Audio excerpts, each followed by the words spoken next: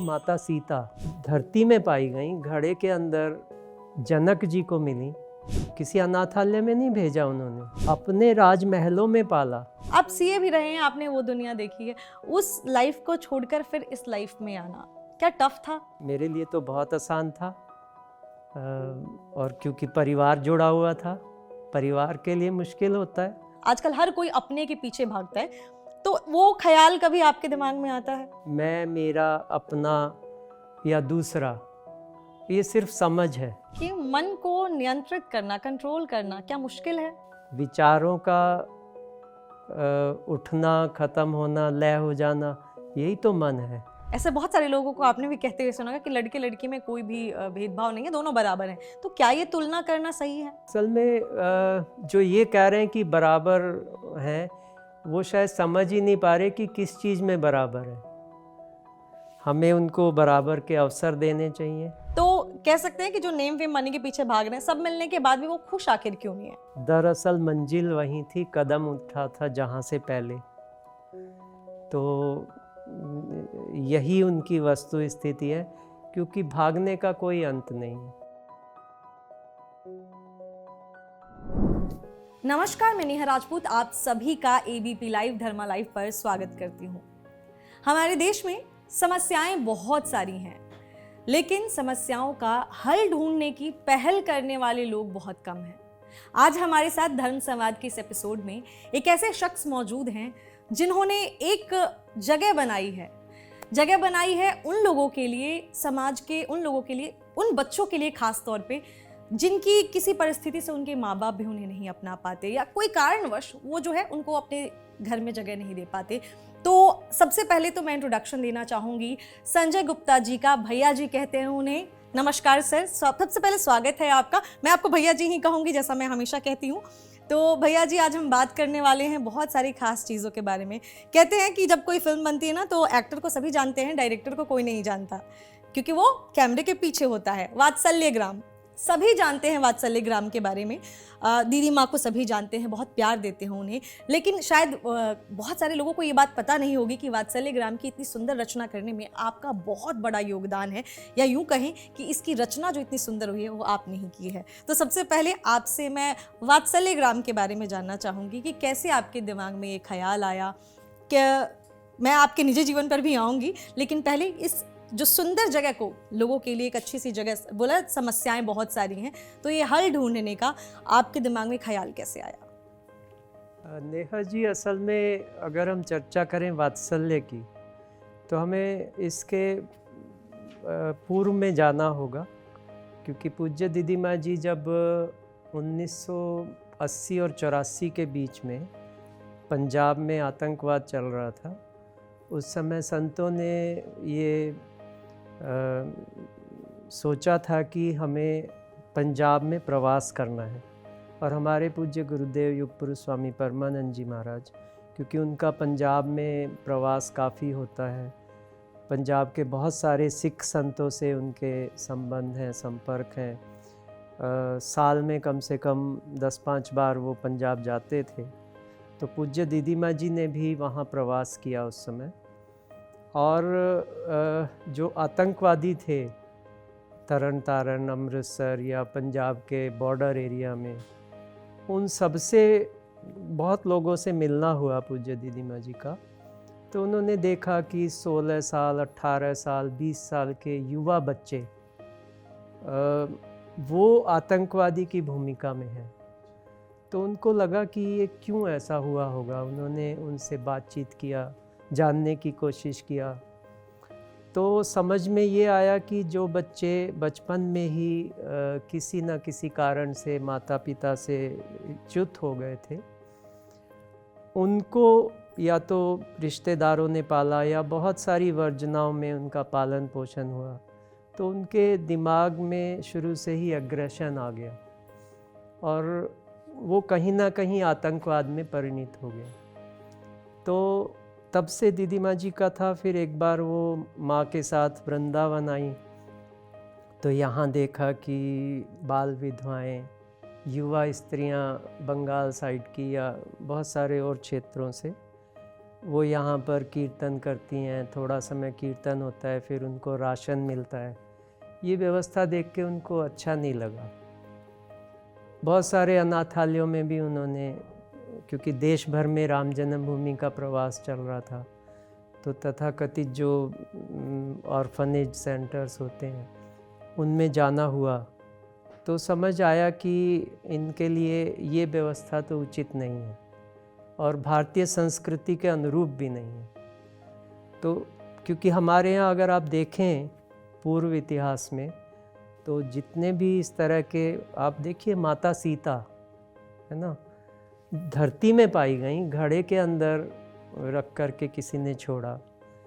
जनक जी को मिली, किसी अनाथालय में नहीं भेजा उन्होंने, अपने राजमहलों में पाला। और फिर क्या हुआ, वो भगवान राम की अर्धांगिनी हो गई, यानी जगत माता हो गई। ये ठीक है कि उनका अपना भी व्यक्तित्व था, किंतु अगर ऐसे बच्चों को इस तरह का संरक्षण मिले, निश्चित रूप से वो सामान्य बच्चों से भी ज़्यादा प्रतिभाशाली होते हैं, जो शायद आपने वात्सल्यग्राम में देखा होगा। तो वो कहीं ना कहीं बीज था पूज्य दीदी माँ जी के मन में। जब राम जन्मभूमि का आंदोलन अपने उत्कर्ष पर था और ढांचा गिरा 92 में, उसके बाद में पूज्य दीदी माँ जी के पास समय था कि जो उन्होंने सोचा था कि वो इस तरह के बच्चों के लिए, महिलाओं के लिए कुछ काम करेंगी, तो वो कार्य उन्होंने शुरू किया 93-94 में।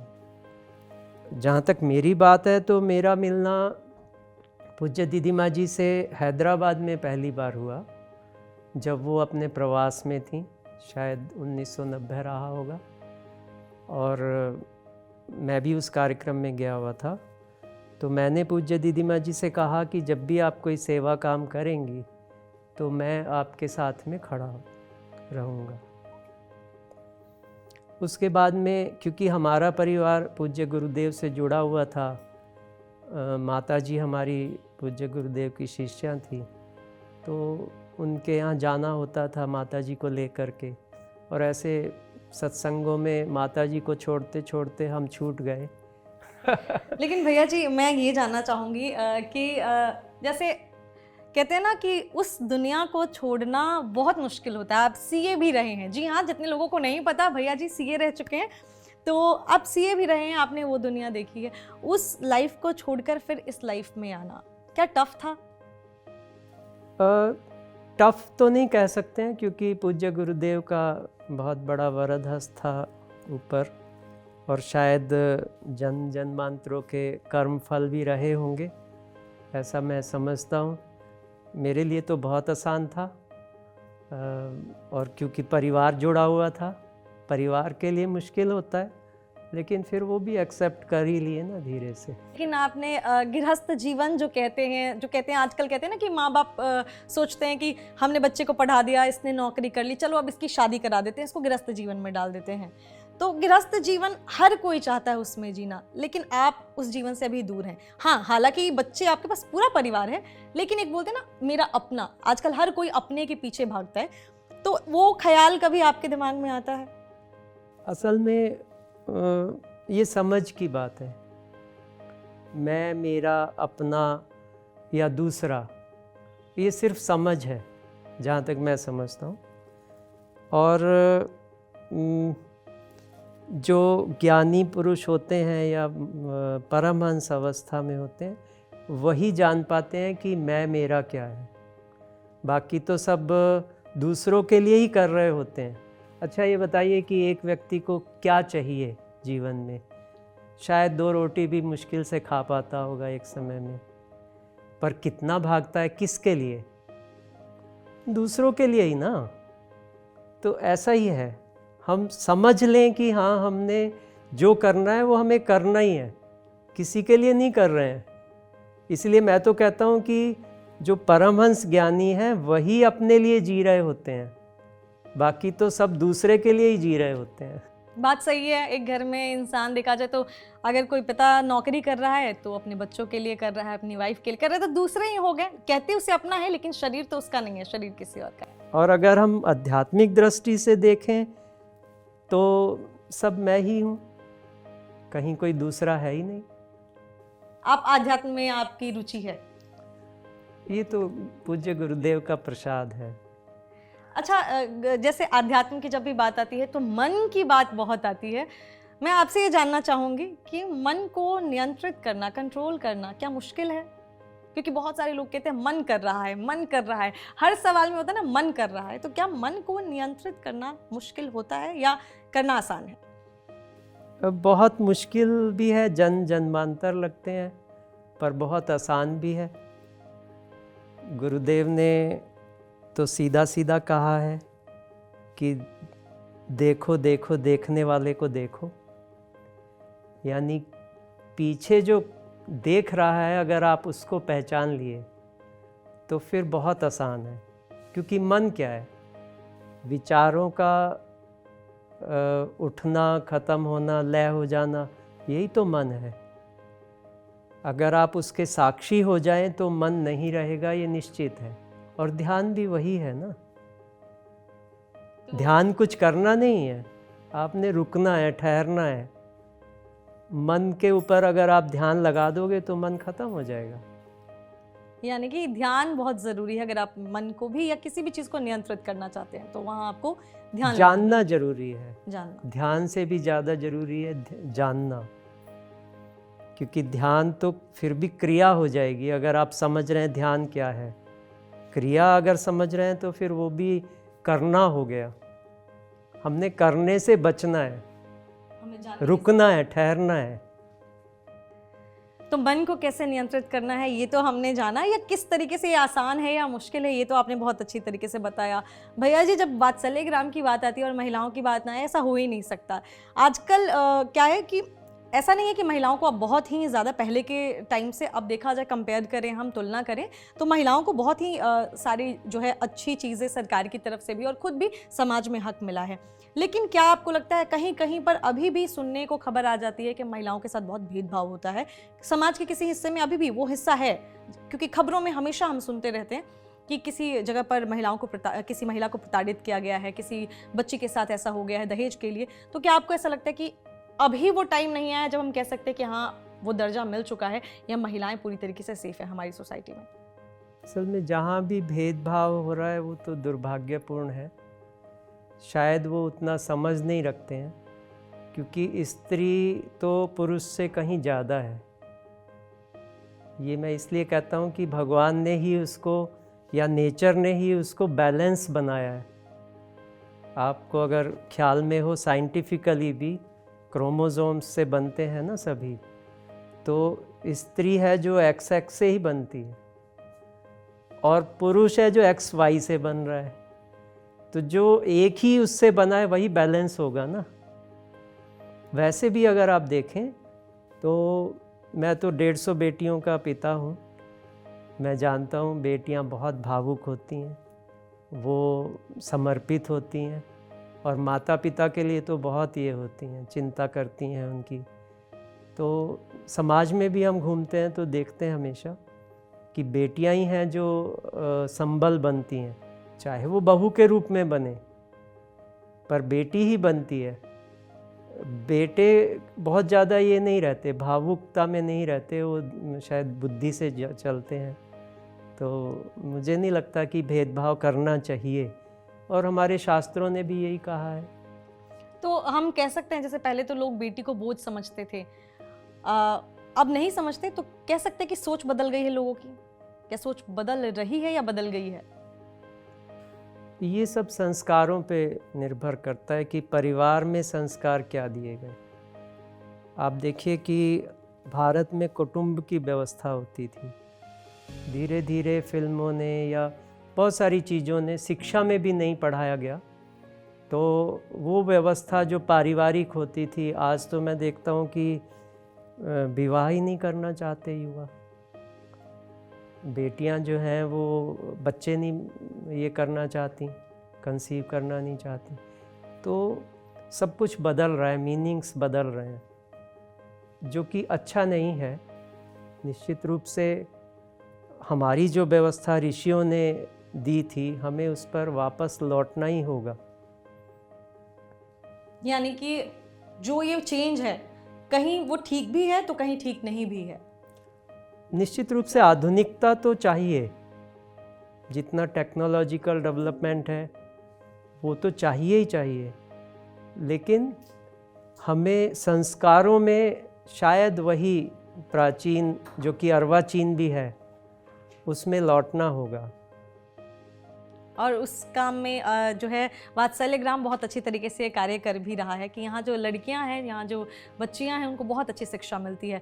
भैया जी, एक और चीज़, आजकल जैसे लड़कियों की बात आती है ना, तो बड़ा एक ऐसा आ जाता है कि लड़का लड़की बराबर हैं। ऐसे बहुत सारे लोगों को आपने भी कहते हुए सुना होगा कि लड़के लड़की में कोई भी भेदभाव नहीं है, दोनों बराबर हैं। तो क्या ये तुलना करना सही है?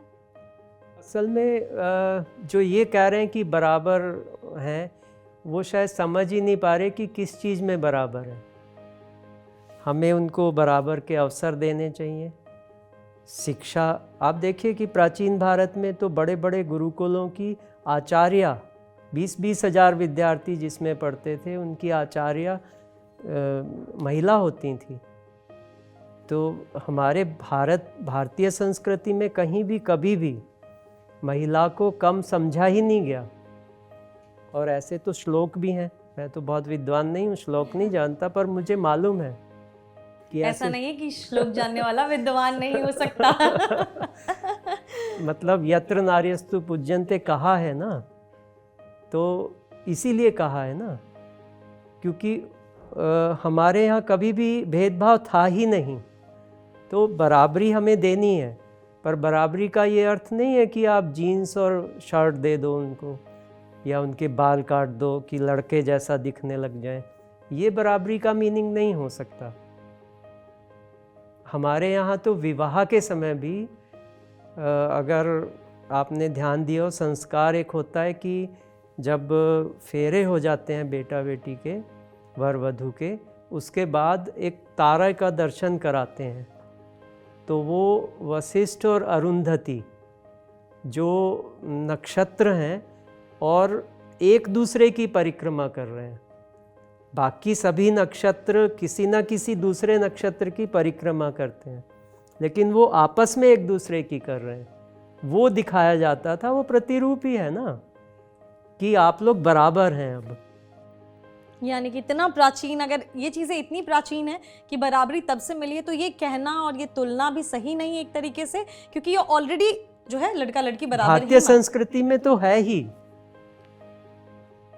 सिर्फ हम लड़के जैसा दिखने लग जाएं और बराबर हो जाएंगे, या हम उच्च श्रृंखल हो जाएं, माता पिता या परिवार के उसमें ना चलें, यही बराबरी है, ऐसा तो मैं नहीं अभी तो मोदी जी ने सेना में दरवाजे खोल दिए हैं, और ये संविद गुरुकुलम जिसमें हम बैठे हैं, ये तो बेटियों का पहला एक्सक्लूसिवली फॉर गर्ल्स सैनिक स्कूल घोषित हुआ है। अभी इसका 1 जनवरी को उद्घाटन किया माननीय रक्षा मंत्री जी ने, मुख्यमंत्री जी ने। तो बराबरी का सहूलियतें और मौके ये बराबर दिए जाने चाहिए, जो कि बीच में कहीं ना कहीं, क्योंकि मुग़ल काल रहा, दूसरे काल रहे, तो कहीं ना कहीं हम मंद हुए थे, लेकिन अभी तो हम वापस से उसमें जा रहे हैं दिशा में। और देखा जाए तो मोदी सरकार की लहर है, यहाँ तो योगी सरकार, दोनों ही जगह पे देखा जाए तो हमारे सीएम योगी आदित्यनाथ या प्रधानमंत्री नरेंद्र मोदी बहुत ही अच्छे तरीके से कार्य कर रहे हैं। और दीदी माँ और आप जैसे लोग भी हैं जो समाज में इस तरीके के अच्छे कार्य करके, जो लोग ये कहते हैं ना, उनके दिमाग से खुद ही हट जा रही है, क्योंकि वो आपको काम करते हुए अच्छा सा देख रहे हैं। बिल्कुल आप ठीक कह रहे हैं। आज ही मोदी जी ने एक सभा में कहा, मैं सुन रहा था, कि शक्ति, स्त्री शक्ति के लिए मैं अपनी जान तक कुर्बान करने को तैयार हूँ। तो अगर राजा ये कह रहा है, राजा ही होता है प्रधानमंत्री, हम तो राजा ही मानते हैं। तो निश्चित रूप से ये हमारा सौभाग्य है कि देश को ऐसा शासक मिला। तो हमने लड़कियों की तो बात की, तुलने की भी बात कर ली कि क्या तुलना करना सही है नहीं है। आजकल ना, जैसे ये एक तरीके से देखा जाए, ये आपका धर्म भी है जो आप कर रहे हैं, आप इसे धर्म कहें, कर्म कहें, हम दूर से देख रहे हैं, हम इसको सोशल वर्क कहते हैं, समाज सेवा कहते हैं। आजकल क्या होता है भैया जी कि लोग समाज सेवा करने के लिए कहीं जाते हैं, थोड़ा बहुत कुछ करते हैं, वीडियो बनाते हैं, ये नया ट्रेंड चला हुआ है, वीडियो बनाते हैं और उसको अपलोड कर देते हैं, उसको दिखाते हैं कि देखो हमने ऐसा किया है।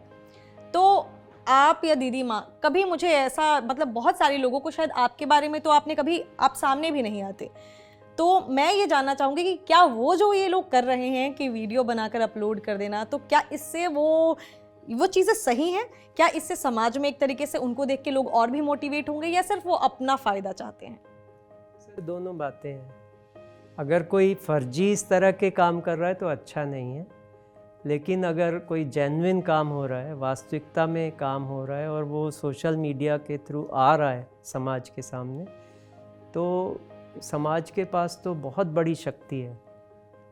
जैसे अगर हम वात्सल्य ग्राम की बात करें, वात्सल्य ने क्या सोचा कि जो देश में 3 तरह की व्यवस्थाएं हैं, नारी निकेतन, अनाथालय और वृद्धाश्रम, इन तीनों व्यवस्थाओं में रोटी मिल जाएगी, कपड़ा मिल जाएगा, मकान मिल जाएगा, छत मिल जाएगी, लेकिन जो व्यक्ति को चाहिए, मनुष्य को चाहिए, वो कहीं ना कहीं मिसिंग है। जैसे बच्चों को क्या चाहिए, बेटी को, उसको माँ का आंचल चाहिए, मातृत्व चाहिए। तभी तो यशोदा माँ ने भगवान कृष्ण को योगेश्वर बना दिया ना, और उनका रिलेशन तो यही था जो वात्सल्य कर रहा है। वो कोई बायोलॉजिकल तो आपस में ये नहीं थे। तो उस दृष्टि से अगर देखें तो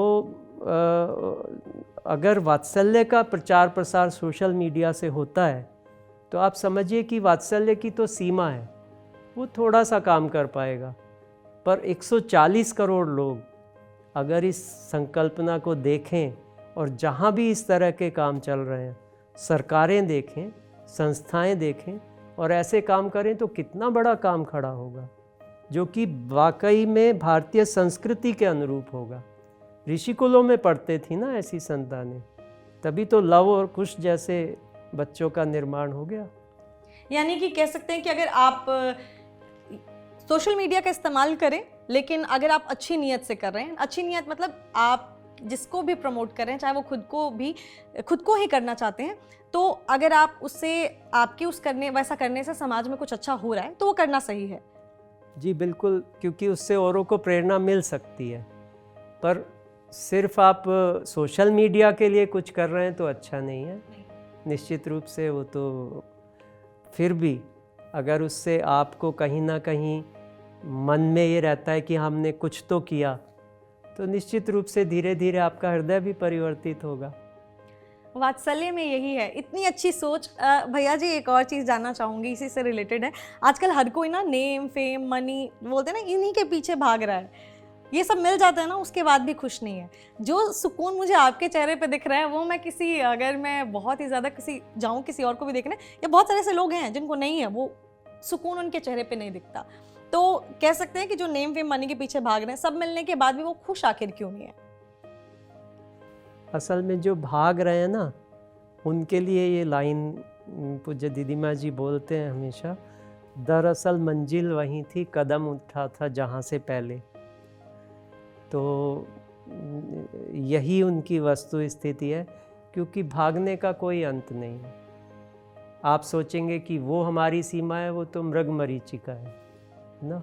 मैं ये नहीं कह रहा कि आप सब कुछ छोड़ कर के बैठ जाइए और संन्यास ले लीजिए, क्योंकि संन्यास का भी अगर वास्तविक अर्थ आप समझ पा रहे हैं, तो जब आपको अपने लिए कुछ करने का नहीं रहा, तब आप क्या करेंगे? गुरुदेव हमारे कहते हैं, भाई टमाटर अगर आप फ्रिज में भी रख लोगे तो कितने दिन बचाओगे? धीरे धीरे तो वो ख़राब हो ही जाएंगे। तो अगर आप सन्यासी हो गए और आपने अपना काम निपटा लिया, अपना काम क्या है?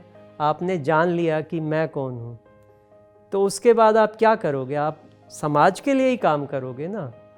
तो आप और ज़्यादा ऊर्जा से काम कर सकते हो, क्योंकि आपका अपना कोई स्वार्थ नहीं है, और यही होना चाहिए। पूज्य गुरुदेव ने कविता लिखी थी, उसकी 2-4 लाइनें मैंने ज़रूर आप सुना दीजिए। कविता तो नहीं, 2-4 लाइनें हैं। हर समय खुशहाल रहना कोई हमसे सीख ले। पूज्य दीदी माँ जी भी प्रवचनों में बोलती हैं, हर समय खुशहाल रहना कोई हमसे सीख ले। औरों की आँखों में आने के लिए सब सज रहे, पर आँख अपने में लगाना कोई हमसे सीख ले। सुख में सुखी दुख में दुखी रहना सभी नर जानते, हर समय परमानंद में रहना कोई हमसे सीख ले। अगर हम सुख दुख के इतर परमानंद को जान लें तो शायद ये संसार बहुत खुश हो जाएगा और ये भागदौड़ भी ख़त्म होगी। भागना तो है, लेकिन कहाँ भागना है और क्या करना है ये समझना बहुत ज़रूरी है। जैसा आपने पहले भी कहा कि जानना ज़रूरी है, तो एक चीज़ मैं आपसे, और बहुत सारे संन्यास की बात हुई आजकल ना, बहुत सारे, और आपने एक और भी चीज़ कही कि आजकल युवा जो हैं वो शादी नहीं करना चाहते हैं। मैं उन युवाओं के लिए ये आपसे सवाल पूछती हूँ कि बहुत सारे लोग कहते हैं ना, मैं शादी नहीं करूँगा, मैं तो संन्यास ले लूँगा या मैं ऐसे ही रहूँगा, मैं लोगों की भलाई करूँगा, लोगों का कल्याण करूँगा। कि शादीशुदा लाइफ जो है बहुत टेंशन से भरी हुई होती है, तो मुझे टेंशन से दूर रहना है, मुझे ऐसे ही रहना है। बहुत सारे लोग मुझसे ही रिलेट करेंगे, तो बहुत सारे लोग ये कहते हैं। तो क्या उनका ये सोचना सही है कि अगर वो शादी नहीं करते हैं तो टेंशन नहीं होगी और संन्यास ले लेंगे तो खुश रहेंगे? मैं संन्यास वाले विषय पे बताता हूँ। असल में 20-30 साल पहले जब कोई संन्यास का सोचता था, तो जब विरति आती थी, विरति आप समझ रहे होंगे, संसार से विरक्ति या संसार के लिए ये समझ लेना कि कोई सार नहीं है उसमें, तब खत्म हो जाना। हाँ, तब वो संन्यास की ओर अग्रसर होते थे।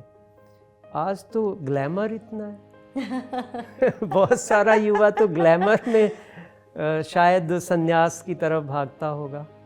मुझे मालूम नहीं है कि 100% तो ऐसा नहीं हो सकता, पर काफ़ी लोग, क्योंकि सोशल मीडिया का ज़माना है, सोशल मीडिया बहुत है, बाकी मीडिया भी है, तो आप भी दिखाते होंगे हम बस सन्यासियों का वैभव। हाँ, हम दिखाते हैं, लेकिन भैया जी हम बस ऐसी ही अच्छी बातें दिखाते हैं। अभी तो मैंने एक सोशल मीडिया में पढ़ा कि जो बड़े सन्यासी जिनके बहुत बड़े बड़े साम्राज्य हैं, कि इतने 1000 करोड़ की उनकी है, नंबर 1 ये है, नंबर 2 ये है, यानी कि वहाँ भी ग्लैमर चल रहा है। तो वो परंपरा ठीक नहीं है। सन्यास तो असल में एक ऐसा धर्म है जिसको कि आप जान करके कि हाँ संसार में आपने देख लिया, तब आप सन्यास की ओर अग्रसर हो तो शायद बहुत अच्छा है।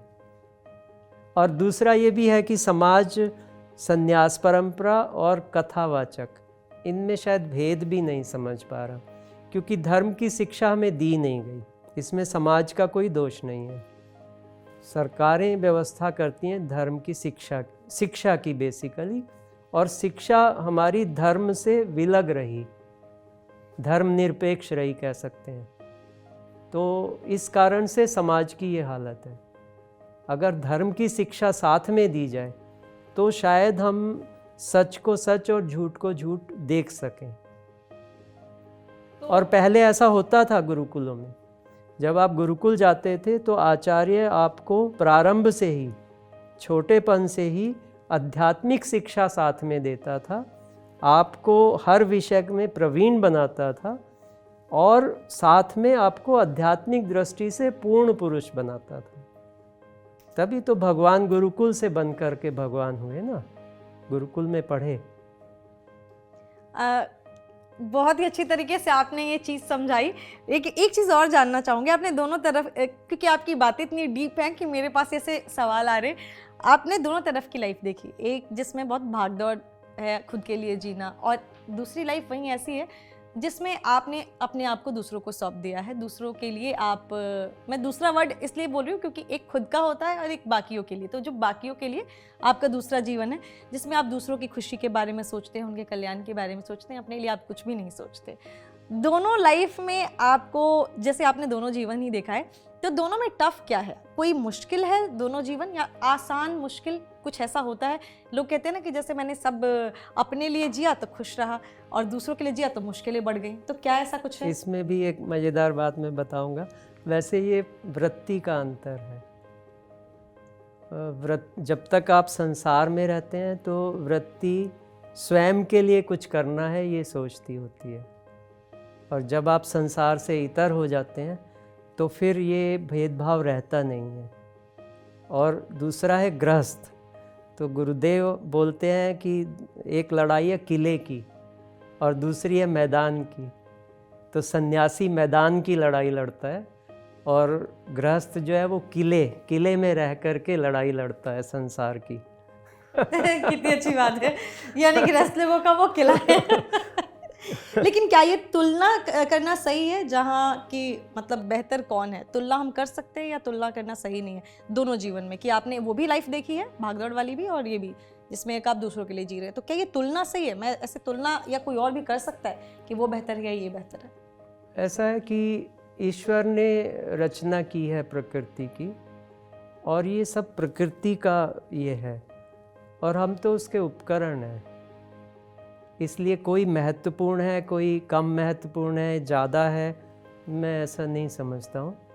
और ये शायद उचित भी है, क्योंकि गृहस्थ भी उतना ही महत्वपूर्ण है जितना एक सन्यासी हो जाना या दूसरे उसमें रहना, वानप्रस्थी। हमारे यहाँ तो 4 ही वर्ण बताए हैं, तो ऐसा कुछ नहीं है। तुलना सही नहीं है, तुलना ठीक नहीं है। एक और चीज़ मैं जानना चाहूँगी, थोड़ा सा सेंसिटिव भी होगा ये, जहाँ पर एक तरफ वो बच्चे जिनको खुद उनके माँ बाप अपना नहीं पा रहे हैं, वो यहाँ पर आते हैं और आप लोग दिल खोल कर जो है उसको प्यार देते हैं, उसको एक अच्छी ज़िंदगी देते हैं, सारी चीज़ें देती हैं। वो इमोशन क्या होता है, किस तरीके से जब वो बच्चा आपके पास आता है उसको शुरुआत से आप, जो बेटियाँ आती हैं यहाँ पर, मैं आपको बता दूँ जितने लोग नहीं जानते हैं कि बेटियाँ छोटी होती हैं, उसकी शादी तक कराई जाती है, उसको यहाँ से विदा किया जाता है पढ़ा लिखा कर, वो भाव कैसा रहता है आपका?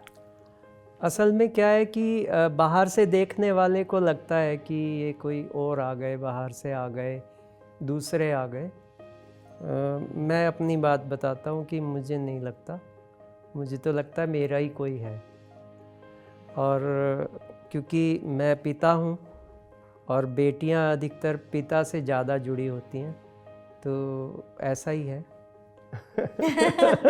यानी कि आप पिता की तरह ही आप भावुक होते होंगे, उनको पालते होंगे और उनको जब विदा करते होंगे तो मुझे ये काम की तरह नहीं लगता या कोई सेवा जैसा कुछ नहीं लगता, ये तो मेरा ही है। आप भैया जब हम बात कर रहे थे तो आपने पुनर्जन्म के बारे में भी कुछ कहा था कि आपको ऐसा लगता है कि पुनर्जन्म में शायद ये आपका क्या है, वो बात थी, बड़ी प्यारी सी बात थी, वो आप अगर ऑन कैमरा भी बताएं लोगों को तो शायद उनको भी जान के अच्छा लगे। देखिए, हिंदू धर्म में तो कर्मफल सिद्धांत है ना, और ये ऋषियों ने इसके ऊपर बड़ा गहन रिसर्च भी किया है।